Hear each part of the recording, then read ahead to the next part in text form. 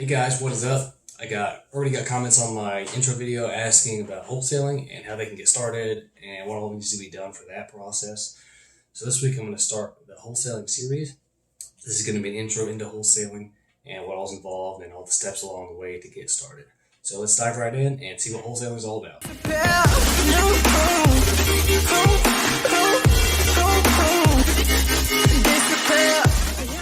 I just want you guys to know that when I do these videos every week, it's coming from someone who's also in the trenches. I'm actively talking to sellers and investors and looking at properties and buying deals and closing on things. That's important, especially when you listen to other people talk about real estate. A lot of gurus who are teaching haven't been actually involved in real estate in years. So what they did was great and it was working perfect, and it may not work anymore. Things change, different methods happen. Stuff that worked 10 years ago, 5 years ago, even last year doesn't necessarily work anymore. And new things come out, new social media platforms, and there's different things, different ways to reach out to people that the old school people may not be taking advantage of. They're teaching something that they taught from 10 years ago. All right, let's rip right into this video. First, we need to define what wholesaling actually is. So wholesaling in real estate is basically the same as wholesaling in any other market. So companies buy goods like eggs, for example, at a wholesale price. So with the egg example, a company will go out to all the farmers and buy up all their eggs and then go to distributors, Walmart, Kroger, Publix, wherever you're from, and then sell those at a cheaper price where they still make a profit to Walmart and those distributors, and then they'll in turn sell to a consumer for a profit. So we're going to be that middleman as a wholesaler, where we're going to go and find a deal, get it under contract, control that deal, and then sell that contract, or what we call assign the rights, to an investor, the end buyer that's actually going to close on the deal.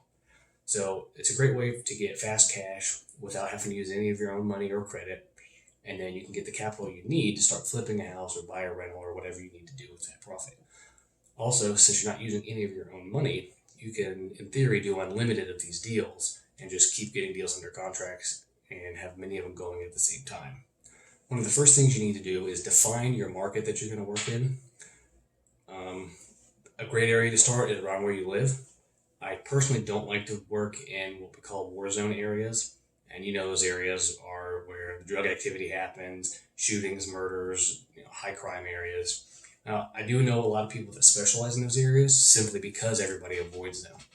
The competition just isn't there for them. There's a lot of benefits to those areas. A lot of those tenants have Section 8 qualify. So when you get your check every month, it doesn't come from a tenant. You don't have to worry about it being late. You don't have to worry about it being short. It comes straight from the government right to you. So you get your check every month on time for the correct amount. Now, there are also a lot of downfalls. There's a lot of high vacancy rates as tenants aren't able to pay rent. They're in jail, whatever, disappear, just walk off. A lot of people just disappear out of there and they just scoop up all what they can grab and they're gone. So I see a lot of houses in those areas where it's for sale, it's on the market, and there's just junk everywhere. Beds, big TVs, sometimes PlayStations, all kinds of things are left behind that they couldn't carry. Bullet shells, I've seen some weird things in these houses. And also in those areas, things like to grow legs, specifically air conditioners, disappear a lot. You can tell you're in one of these areas when you find a rental, the air conditioner always has a cage around it, a locked cage. That's a good sign that you're in a war zone area. And it's most likely it's going to be a bad area. We're in a society where civil suits happen all the time. If you have properties in those areas, that's most likely where they're going to take place. Speaking of lawsuits, here's a free tip. Avoid court whenever possible. Even if you're right and you can still settle out of court, just do it. One thing I learned when I first started out, I was told, if you go to court, you lose. Even if you win, you lose. Because they don't have a job, they don't care, they got nothing to do with their time. If it takes them 6 months, a year, 2 years, it's not a big deal to them. That is a big deal to you, especially if you got money tied up in it. Now you got lawyers, you're wasting your time going to court, especially if it lasts years. I mean, that's money you could be using for other things, other investments, and time you could be using for other things as well. Time is a big deal to me. I can always get more money. You can never get more time. I have people work for me. I hire virtual assistants. I like to do things with my time while I'm still young. because if I work all my time now, by the time I'm older and have my yacht or whatever, I'm not going to be able to enjoy it. I want to be able to enjoy things while I'm still young. So I maximize my time as much as I can. All right, back to the war zone areas. Another positive with those areas is you can buy them for super cheap because everything there is just trash. If you put a lot of money into it, you put 20 grand into it, it's not a good idea. If you buy it for 8 grand, you're probably not going to sell it for more than 8 grand, no matter what you do to it. So a lot of people will buy them up, put no work into them, and rent them out for $400 or something cheap. Stuff in my area rents for about $750, $1,000, $2,000. Stuff over in our war zone area rents for about $400 a month, which is great for that area. And if you're not putting any money into it and it's cheap, that's great. But that makes you a slumlord too, which, like I said, a lot of people specialize in and they make a good living doing it. A lot of people also like to avoid it. But if you know the area well and you got an inside scoop kind of on what's going on, you can grab up properties in a war zone area if a revitalization is going to happen in the area. And then if you own a bunch of them, you can even approach the city about revitalizing the area. Since you got more pools, since you may own half the block or more than a block, and when that revitalization happens, you got all the properties and you're able to make a big profit from that windfall. Again, I personally choose to avoid those areas. If you're going to have investors who buy in that area that are looking for properties, absolutely find out what they want to get and get it for them. But if you don't know what area you want, first thing to do is find your buyers. All right, this is truly step one. If you don't know what your investors want that you're going to be selling your properties to, you can't get them the right deals that they need. We call these guys cash buyers. You want them to be cash buyers, not mortgage buyers, not hard money or private money. Private money is okay sometimes, but if they don't have cash money and they can't close within 30 days, it just makes the process a lot longer. If they have to qualify for a mortgage, that could take months. And a lot of times when we get a deal under contract, it's only good for 30, 60 days. Ways to find buyers. You can put out some ads for free on places like Craigslist. I'll get a little more into cash buyers in the next video. You can go to RIA meetings, which is RIA is Real Estate Investor Association. There's probably one in your city. There's a national chapter also. Like I said, next week we'll dive a little deeper into finding cash buyers. And I'll give an example of the Craigslist ad that I used to use.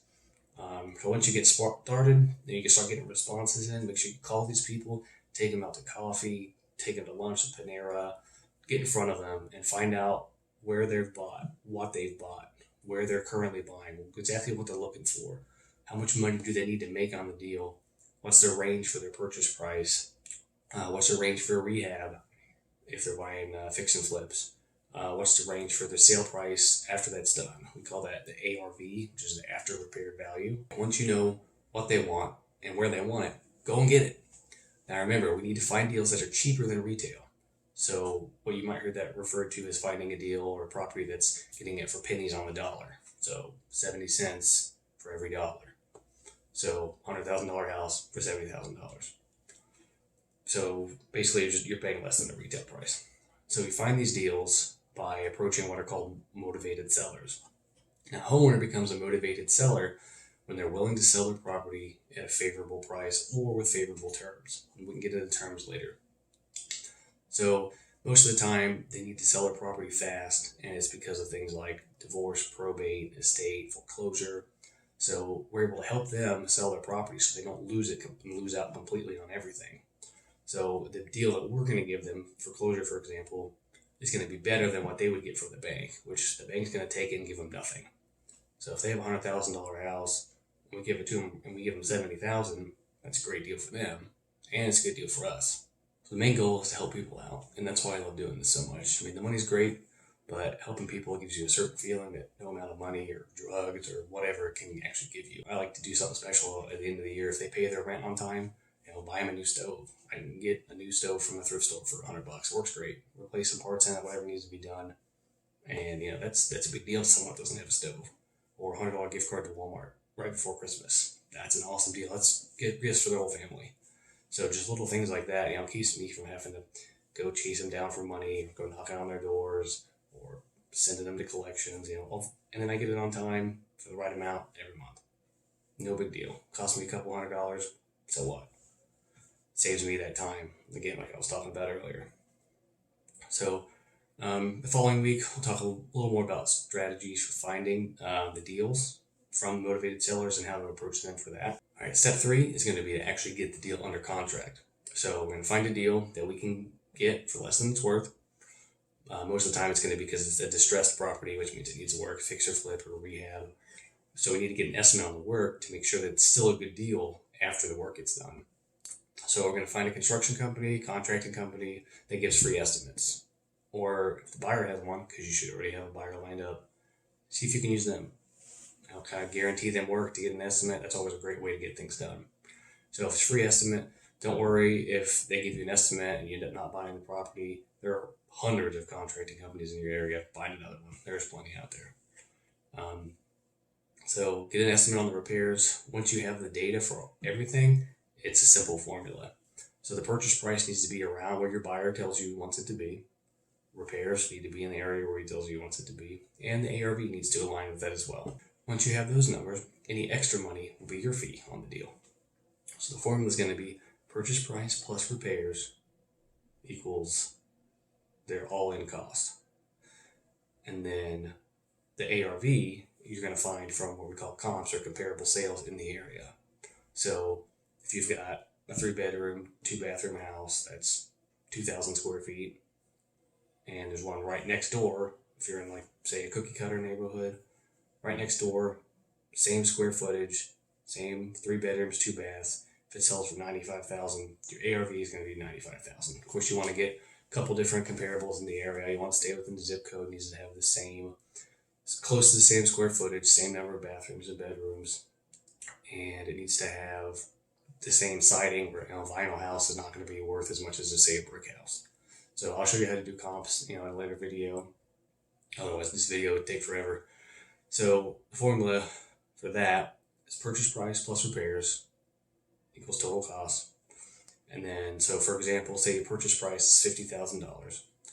The repair cost is estimated about $20,000. And then always give them a high estimate. If it's 15 to 20, just tell them 20. Because you don't want to sell them a deal that costs 20 and you told them 15. Now they're losing out on $5,000. And that makes you look bad. If you tell them 20 and it comes in at 15, now you look great. Now they're going to come back to you again because you sold them a great deal and it was better than they thought it was. And if it comes out at 20, you look good too. You didn't go under. So total cost, all-in cost for them is going to be $70,000.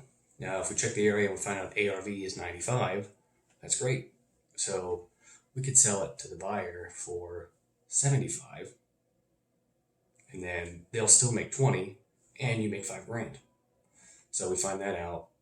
95 ARV minus 70, which is their total cost, is leaving him some $25,000. He said 20 is good. So take off that 5, that's yours. He gets his 20, you get 5. Everything works out for everybody. So in simple terms, you get it under contract for $50,000, and you're going to sell that contract to the investor for $5,000. There's certain phrases you want to include in the contract to make sure if you don't find a buyer, which you shouldn't have that problem because you should already have a buyer lined up. But if for some reason it doesn't happen, they decide something isn't right, they do an inspection and find mold or whatever, then you want to include things that keep you from having to buy that property because you don't have to come up with that $50,000 if you don't have it. So it's not something you want to hide from the seller. You want to let them know, be upfront and honest about everything, because your word is kind of all you have when you first get started out. Unless you have a bunch of money to spend on marketing, word of mouth is going to be all you've got. So you just let them know you're going to market this out to other buyers that are looking for deals exactly like this one. If they're still unsure, I always tell them, if you agree to sell your house for $70,000, I'll give you 2 months.